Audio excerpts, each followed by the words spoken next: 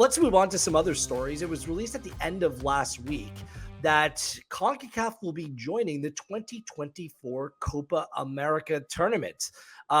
This is something that a lot of people kind of pine for, wanted to see over the years. And it seems like the need for the business of football in South America has grown to the point that, including the likes of the United States and Mexico and now Canada and other CONCACAF nations coming into the mix, seems to be good business for them. What do you make of this, and what does this mean, Ollie, for the Canadian men's national team? Well, I think it's amazing news for the Canadian men's national team. But firstly, in terms of the way this is going to improve their schedule over the next couple of years, and that to me is, when I look at Victor Montagliani's time as president of CONCACAF, that's his signature achievement, is the way he's transformed, whether it's men's international, women's international, the club game as well. He's transformed the calendar, the programming for CONCACAF teams. And this is another huge step in the right direction in that sense, because it's not just the Copa America itself, which is going to be a brilliant tournament and a really exciting time, I think, for all the national teams involved. It's also what it does for all of the games around it, right? All of a sudden now the next Nations League, which will start later this year, that's qualifying for the Copa America now. This isn't automatic for Canada. They've got to play their way in, and they should play their way in, but it's not a total given. As we've seen, in that Honduras game in this Nations League, you can drop points in some funny ways in this competition. Even the March Nations League games coming up, Canada now needs to avoid getting relegated from League A, which isn't totally a done deal either. So you put those two competitions into the calendar, you put the preparation games that Canada will need to play to get ready for the Copa America. It just totally transforms the next 18 months for this team. And then once you're through that, then you're into 2 years from the 2026 World Cup. So it's huge. I think it was, you could look at the next 3.5 years ahead without World Cup qualifying and think that it looked like a long time with a lot of gaps to fill in terms of matches. Now you can start to see how that's coming together in terms of the games Canada are going to play and how this program can develop over the next 3.5 years. And the potential to play some top competition as well. Jordan, what's your takeaway? This is fantastic. We talked about it during World Cup, and Canada went into a World Cup best group of the tournament that they were in, but a bit of shell shock because they're playing such top squads. Now, there's a difference between a Honduras and a Panama, no disrespect to these nations, than going into this right here. This is what you want, because you're playing competition, you're playing better competition, better nations, and going into the World Cup in 2026, that's going to be the peak. So having those years and having those games to just set you up and get into a rhythm of playing better teams than you week in, or not week in and week out, but every time that you're meeting on national break is phenomenal. This is just going to put Canada in the right trajectory, so they're ready for 2026. I think it puts pressure on Canada as well to be more professional, to be better across the board.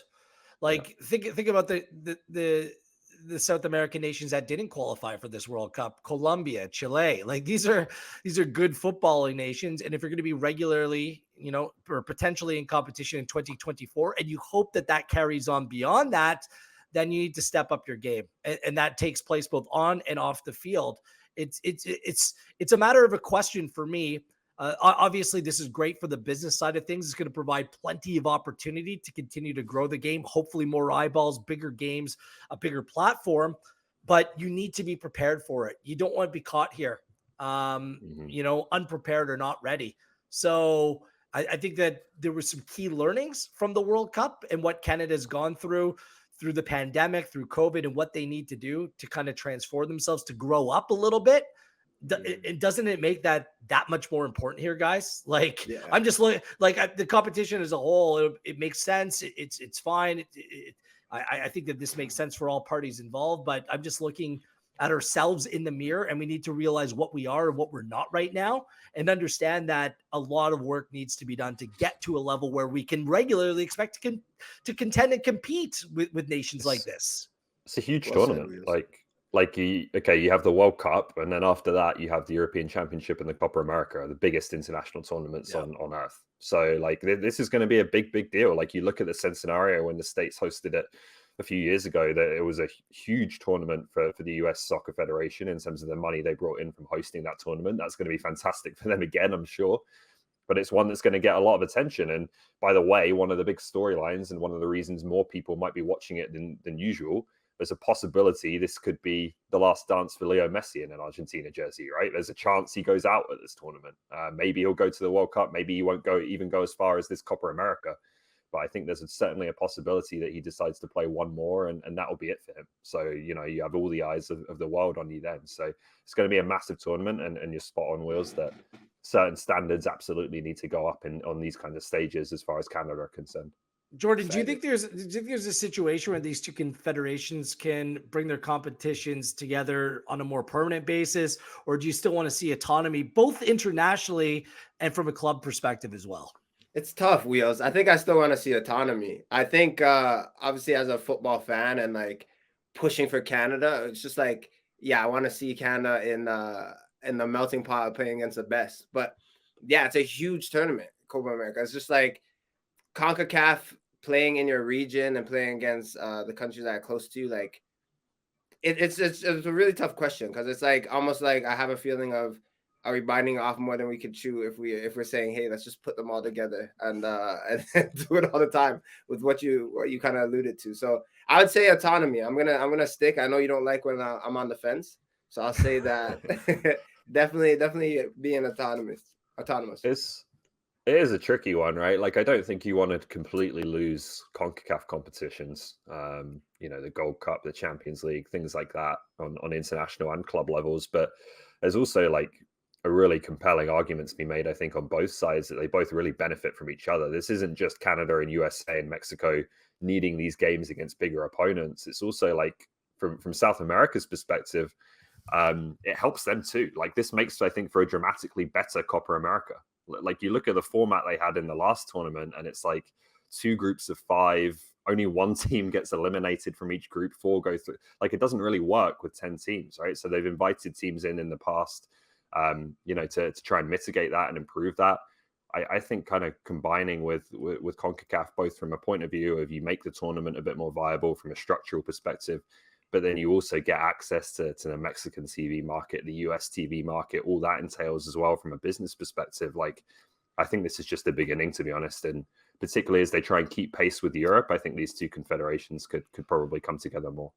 Yeah, and I think there's still opportunity. Look, the people that run the game are always looking for different competitions, different games to be played. You know, Copa Libertadores is like a big deal, like a massive competition from a club perspective. We're going to have a brand new CONCACAF Champions League that's upcoming in 2024 as well. Perhaps there's something that you bring together the winners or the top teams from those competitions. I don't know. You know, when you bring in Leagues Cup in Major League Soccer between Liga MX and MLS, you know, these domestic leagues are already thinking about that. So I think that this can transcend the club game as well, as long as it's not the new norm where everything's put together. I think that there's incentive and reward. That's a good thing. That pushes teams to improve in this region as well. But I think that it's important to kind of still maintain your identity and make sure you take care of your own backyard before you go too far. Just really quickly, guys, I want to also mention the Confederation has also revealed that CONMEBOL, the women's national teams of Brazil, Colombia, Argentina, and Paraguay will participate in the 2024 CONCACAF Women's Gold Cup, where it kind of works in reverse, where you want to play alongside the likes of Canada and the United States in the women's game, who are a little bit further ahead. What does this mean? What are the implications for the Canadian women's national team, other than potentially even more games against Brazil? Because they seemingly play all the time, Ollie. Yeah, it just, like, to be blunt, it makes the Gold Cup a much better tournament, right? Like, a much more interesting tournament. This previously with, I guess, like a little bit of threat from Mexico, but really this has always been these kinds of competitions, the Olympic qualifiers as well. It's basically play through until you get to a Canada-USA final, which is fine, and that's always a big game. But I think to add in Brazil in particular, Argentina are a difficult side to beat. There's now more teams that I think are a legit threat or a problem for Canada that makes this, and the US as well, that makes this competition better. So I think across the board, like, again, in terms of how much you bring these two confederations together, you can't forget about the smaller teams. You can't forget about growing and developing them and giving them opportunities on stages like this as well. But I think there is a point where, we do have a pretty big discrepancy on both sides between, on the women's side, the top 2 teams and everyone else, and on the men's side, the top kind of 6 or 7 teams and everyone else. There's just not enough competition right now, and this goes some way to addressing that. Jordan, anything to add? Yeah, it's my one little piece. Ali kind of covered a lot. I think it allows for these nations just to play better games or more games. So I think that's a beautiful part about it. And yeah, literally, you're thinking about with normally in a competition is when you meet Canada or US, like that's kind of your exit in a tournament. But now it could be a bit different. So I think the dynamic is interesting, and to grow the game. On the women's side, which we know is growing, but it still needs to add. This is a perfect little blend. So I'm excited for it.